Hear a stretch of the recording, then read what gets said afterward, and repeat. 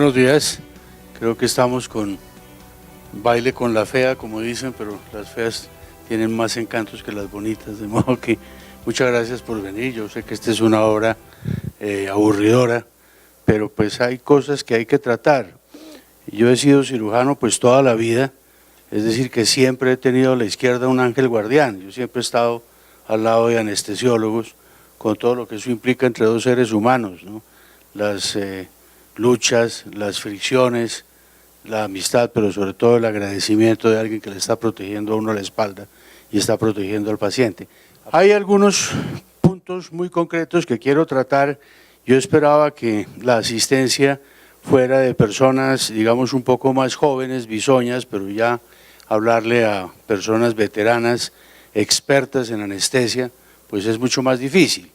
Pero el punto es que vamos a concretar 5 aspectos en esta mañana. Primero, anestesia es una especialidad sofisticada, difícil de ejercer y difícil para formar a un médico como especialista.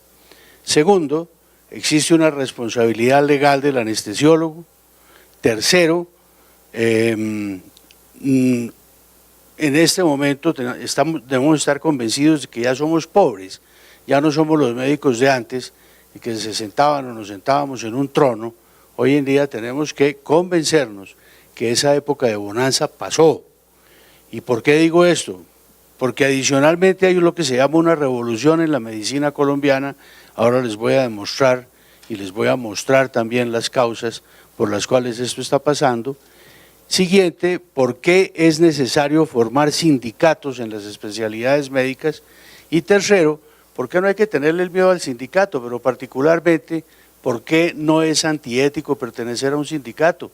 Que tal vez es lo que más preocupa a los médicos y siempre los ha preocupado durante todo el tiempo. Hace 30 años conversábamos con uno de los doctores amigos. Pensar que uno estaba sindicalizado pues era casi una blasfemia, y en ese momento se dividían los médicos en dos, los que eran de los sindicatos, especialmente de Asmedas, y los que no eran de los sindicatos. Hoy en día el que no está en un sindicato y no se convence que están abusando de él laboralmente y no se convence que tiene que pertenecer a un grupo que lo defienda, está absolutamente loco, o por lo menos fuera de contexto. Siguiente, por favor. Primero, como les decía, la anestesia o la anestesiología es una especialidad difícil, bien difícil. Debe ser ejercida por un médico oficialmente adiestrado y en programa reconocido por la comunidad académica.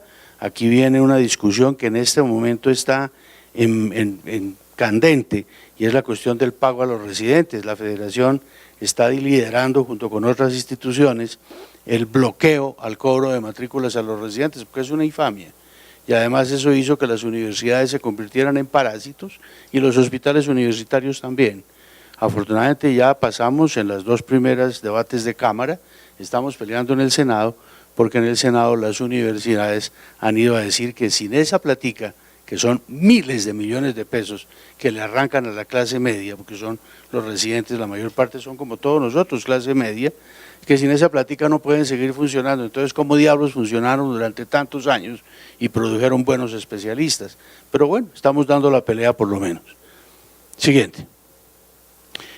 Algunas cosas importantes que le debemos a la sociedad de anestesia y a su gente, porque yo estoy convencido que lo importante no son los ladrillos ni las edificaciones, lo importante es la gente, y las instituciones son grandes en la medida en que tengan buena gente, de modo que eso de presentaciones anónimas o que todo es institucional, olvídense de eso.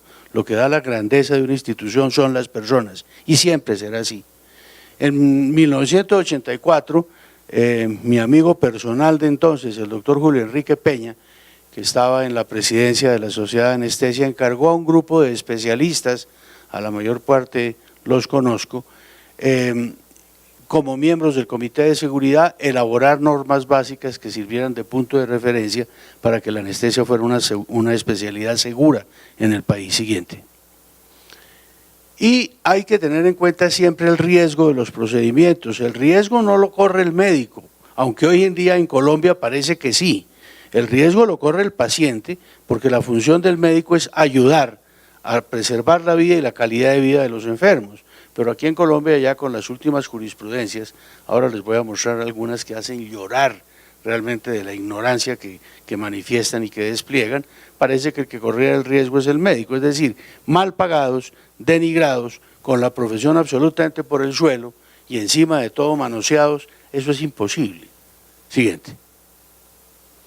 Voy a mostrarles algunas cosas que ustedes ya saben, y más ustedes que son profesores. Cuando dije veteranos, no les quise decir viejos como yo, sino simplemente que ya son vaquianos, ya son curtidos por la anestesia. Les voy a mostrar algunas cosas que ustedes ya conocen.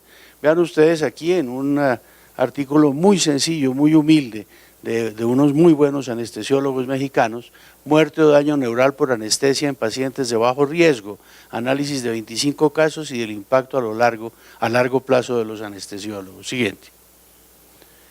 La mortalidad esperada es de 1 por 10.000 casos, y aquí vean ustedes algunas de las causas. No me voy a meter en esto, aunque mi profesor Eduardo García juraba y quería que yo iba a ser anestesiólogo. Estaba absolutamente convencido, pero creo que fue un poco pesado para mí meterme a anestesia.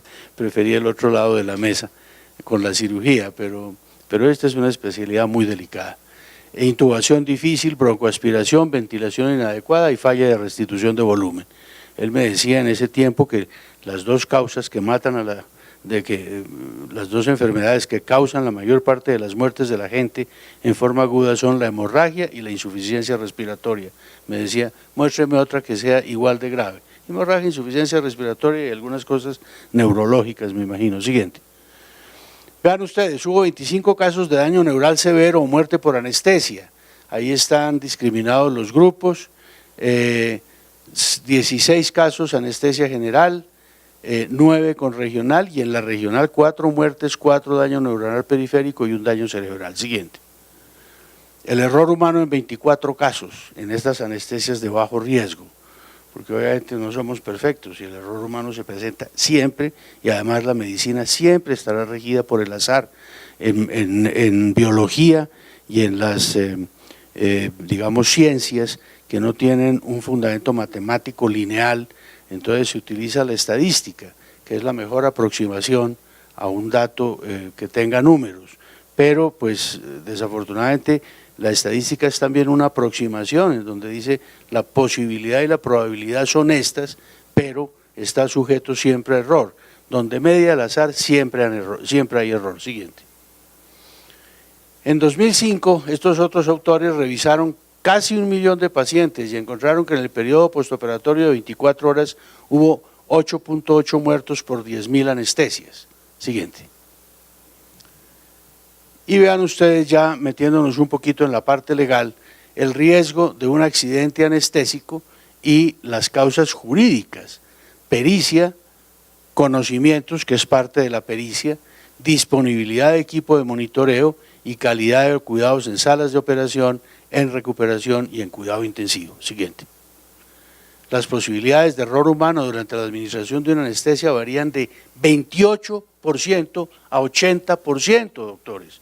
De verdad que por buenos que sean, siempre van a tener el acecho del error y el acecho de la complicación encima. Siguiente. Y en un periodo de 5 años en Estados Unidos se pagaron 21 millones de dólares en daños ocasionados por anestesia, mostrándose que el promedio en demandas contra anestesiólogos fue de 159 mil dólares. Siguiente. En Japón, yéndonos al otro extremo, 89% del error humano fue la causa que determinó el incidente. Obviamente cuando no son anestesiólogos es mucho más. Siguiente. Y aquí hay algunas causas que son motivo pues de condena jurídica y que además ya les voy a mostrar las estadísticas colombianas en los tribunales, porque en los tribunales hemos tenido la desgracia de condenar una cantidad de colegas. No lo hacemos con gusto, pero hay que proceder. Salirse del quirófano, esta es una costumbre detestable, por Dios, esto no puede ser. Monitoreo inadecuado, distracciones innecesarias, leer, llamar por teléfono, ahora hay que poner el celular porque nosotros los viejos ya nos parecemos a los adolescentes, vamos a acabar con una artrosis de columna cervical de estar con el teléfono todo el día ahí. Acomodar las lámparas, pláticas inapropiadas con el cirujano, asistir al cirujano, lo hacen muchas veces de muy buena fe, pero eso no puede ser. Siguiente.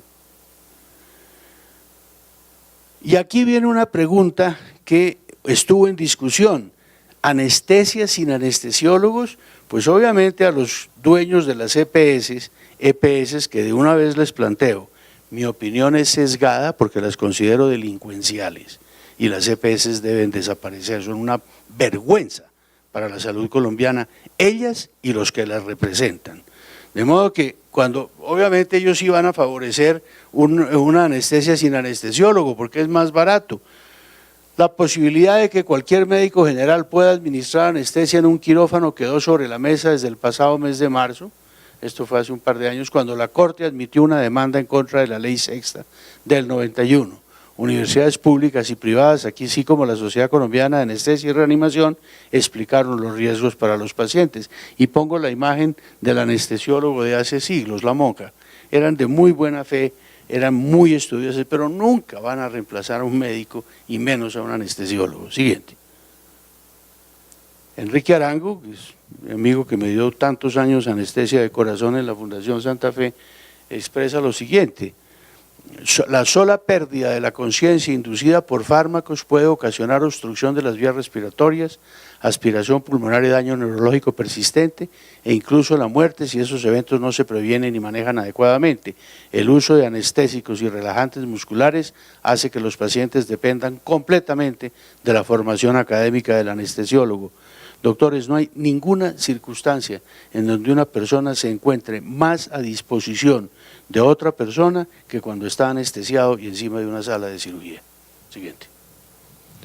Segundo punto, la responsabilidad legal del anestesiólogo. Siguiente, por favor. Vean ustedes algo que dice la Corte, esto lo dice la Corte Suprema de Justicia, en una sentencia estúpida, pero que les voy a mostrar ahora, pero pues tiene razón en muchos de los fundamentos, seguramente los copió de algún libro. La anestesia no se limita únicamente a la sala de cirugía, los efectos pueden permanecer hasta 24 horas mientras se eliminan estas sustancias que se administraron. Siguiente. Siguiente. Y esta es la ley de anestesiología, que fue, si no la primera, de las primeras leyes que rigieron el ejercicio médico y que constituyen realmente algo de mostrar. Fue tan milagroso la aparición de esa ley como lo fue la aparición de la Ley Estatutaria en Salud 1751. Cuando uno se pone a mirar cómo fue el proceso de aceptación y de promulgación de la Ley 1751 estatutaria, algo ocurrió y yo creo que fue un milagro, porque fue en medio de gobiernos que no son muy benévolos con los médicos, que son hostiles con la profesión, y además en medio de todos los intereses de esas delincuenciales EPS y adicionalmente teniendo en contra varios de los médicos. Sin embargo, salió la ley que es la que marca en este momento nuestro destino. Siguiente.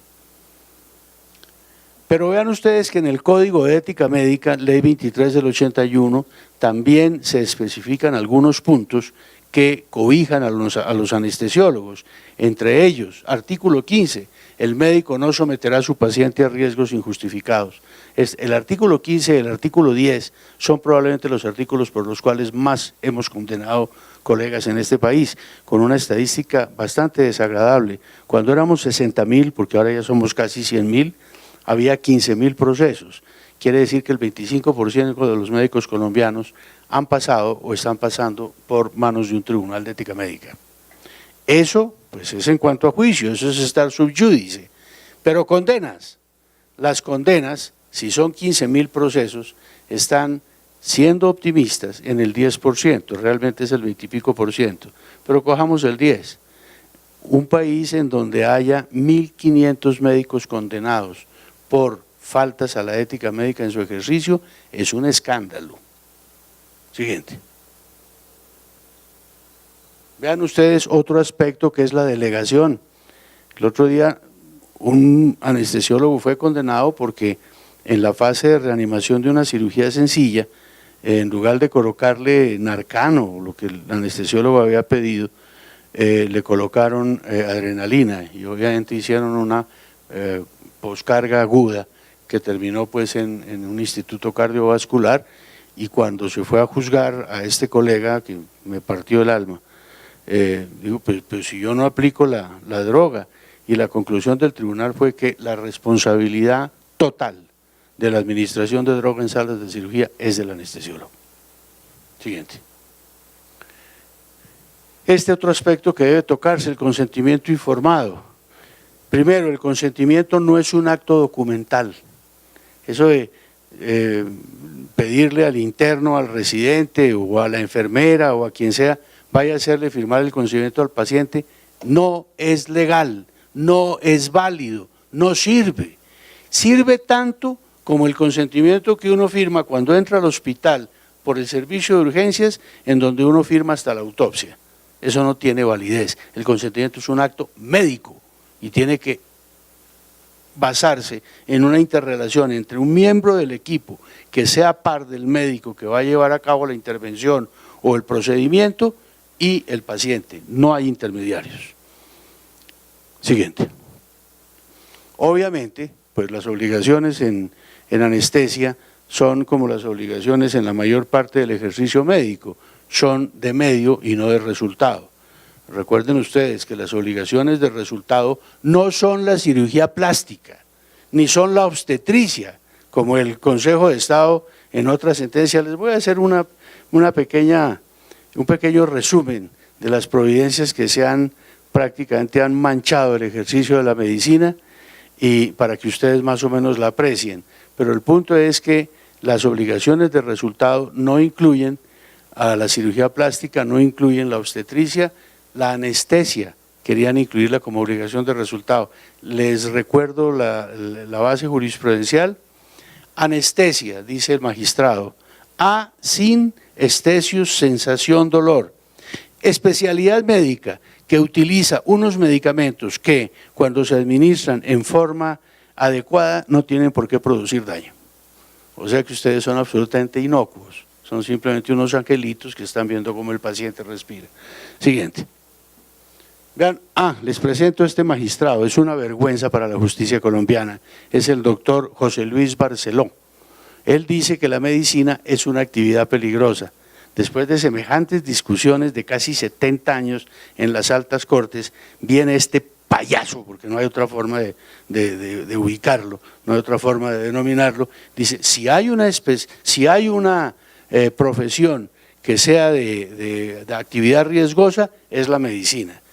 Mire, actividad peligrosa es un término jurídico, nunca lo acepten. Otra cosa es actividad de riesgo. Claro que yo me puedo contaminar, claro que el paciente se puede lesionar o morir, pero actividad peligrosa es un término jurídico, nunca lo acepten.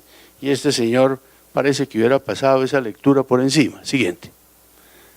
Y la otra es la posición de garante. El anestesiólogo es el garante de su paciente más que cualquier otro especialista. Siguiente.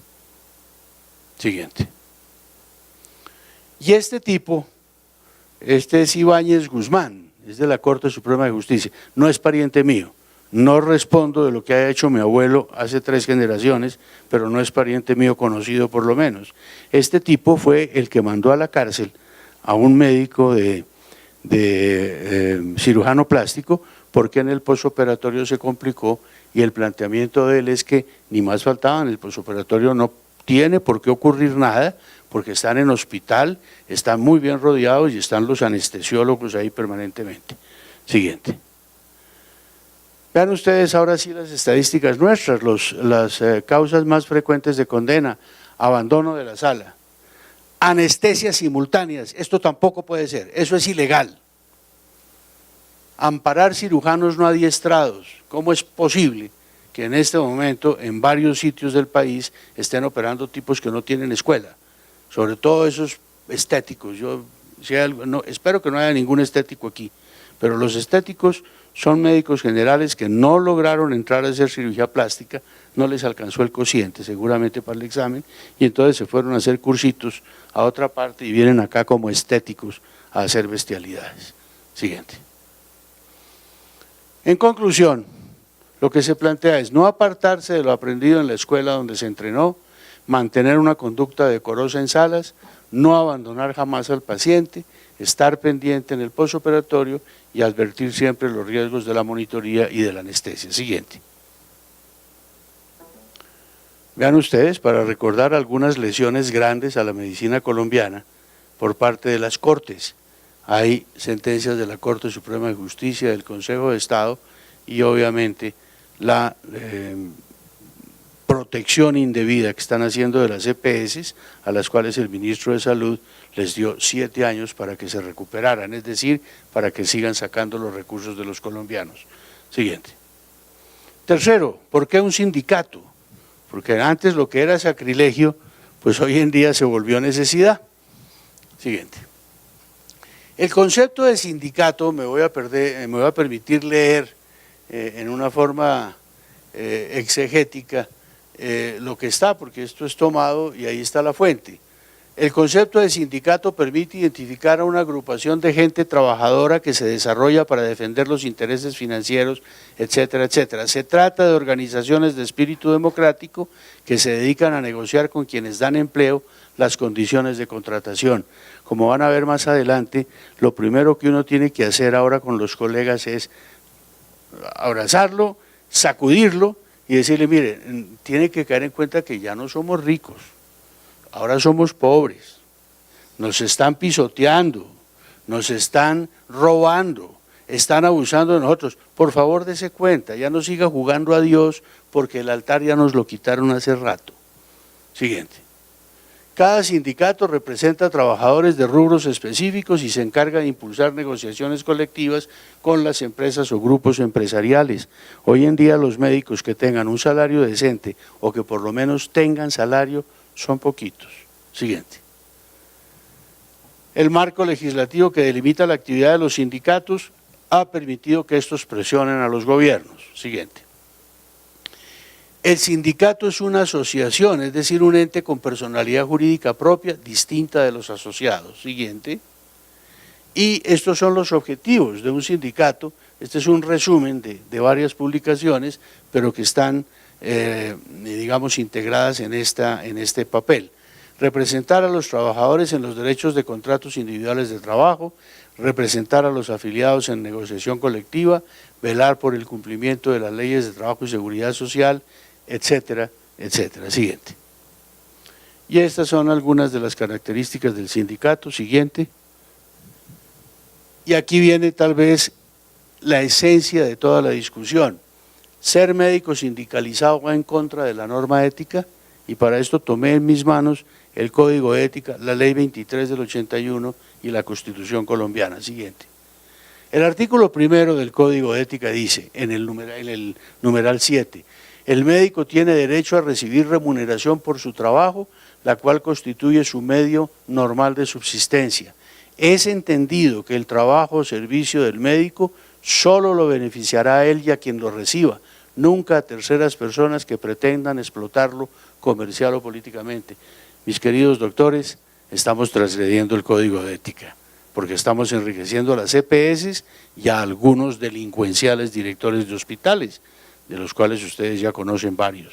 Entre otras cosas, en varios de los tribunales que yo he abierto en diferentes departamentos, el primer denunciado es el director del hospital. Siguiente. Además les quiero anotar otra cosa, al señor secretario de Salud, que ni siquiera lo conozco ni lo quiero conocer, gracias al bloqueo que hizo o intentó hacer del Tribunal de Ética Médica de Bogotá, no le estoy cobrando otras cosas, como por ejemplo la pérdida de camas de pediatría en Bogotá, como por ejemplo el maltrato a todos los especialistas del distrito, solamente que bloqueó al tribunal, porque ahora ya no se puede amparar en su aspecto administrativo diciendo era un acto administrativo.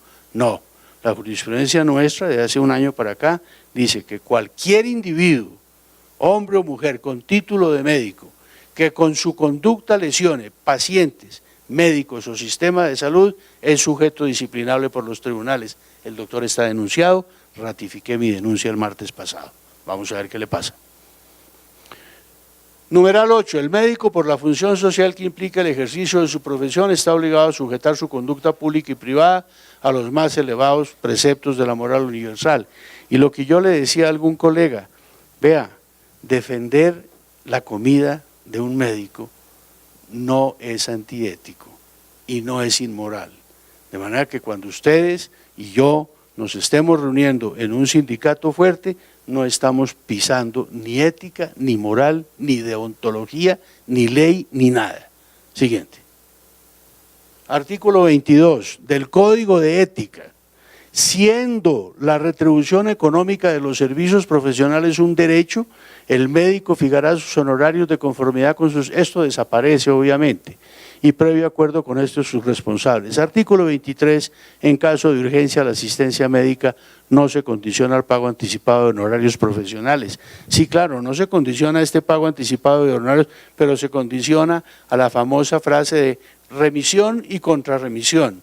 No hay quien nos lo reciba, no hay cama disponible y eso ¿quién lo paga? Siguiente. Artículo 40, para que vean ustedes cómo desde antes de la ley estatutaria estaban prohibidas ciertas cosas para los médicos. Está prohibido al médico en ejercicio recibir beneficios comerciales de todas estas entidades y artículo 41, el médico no debe aceptar o conceder participaciones por la remisión del enfermo. Ahora la participación se la estamos entregando a las EPS. Siguiente. Siguiente. Penúltimo punto, existe una revolución industrial y económica que afecta a la medicina colombiana. Les voy a demostrar a ustedes cómo desde el punto de vista económico, yo estudié algunos años de economía hace un tiempito, hay algo que nos está sacudiendo en el ejercicio y práctica de la profesión. Siguiente. Les voy a enunciar únicamente. Los medios de producción son de la corporación. Es decir, unas EPS quebradas, ladronas, sinvergüenzas y además a las que les dan tiempo para recuperarse económicamente. Siguiente. Al tener el control sobre la tecnología y los pacientes, pueden fijar el precio de la mercancía trabajo médico de acuerdo con su criterio de obtener ganancias por encima de cualquier otra consideración. Es la esencia del neoliberalismo, ¿no? Siguiente. La cantidad de trabajo necesariamente debe ser superior al precio que le ofrecen al trabajador. Creo que todos ustedes lo han sufrido. Siguiente. La riqueza se concentra en manos cada vez más escasas y los peores especímenes de estos son los médicos que explotan colegas. Siguiente. Las corporaciones pequeñas van siendo absorbidas por las grandes. Una que otra grande se revienta, como la que dirigía Ampón Palacino, pero la mayor parte son pequeñas que se las tragan las grandes. Siguiente. Y otras características, para terminar no voy a especificar muchas. La tecnología desplaza mano de obra, la cantidad de trabajadores arruinados es cada vez mayor, las crisis son periódicas y cada vez más graves, la producción se socializa y la ganancia se privatiza, el Estado se coloca del lado de los productores. Siguiente. Y realmente ante esto lo único que podemos hacer en la Federación Médica y en el Tribunal y en todas las instituciones es seguir posiblemente estos cuatro vectores. Continuar ejerciendo lo mejor que se pueda, pues el mayor perjudicado por estos adefesios de cambio de impuestos son los pacientes colombianos. Recuerden ustedes que el que introdujo la Ley 100 en Colombia fue Juan Luis Londoño, que en paz no descanse. 2. Retomar el liderazgo político en la comunidad para participar del real manejo de lo poco que quede en pie luego del despojo al que hemos sido sometidos. Piérdanle el miedo a la política, doctores. 3. Seguir en proceso de perfección profesional para que la medicina no quede en peores manos cada vez. Y 4. Convencerse de su deterioro social y económico. Ahora somos pobres y lo único que nos defiende es la unión. Siguiente. Eso era básicamente lo que tenía que decirles. Muchas gracias.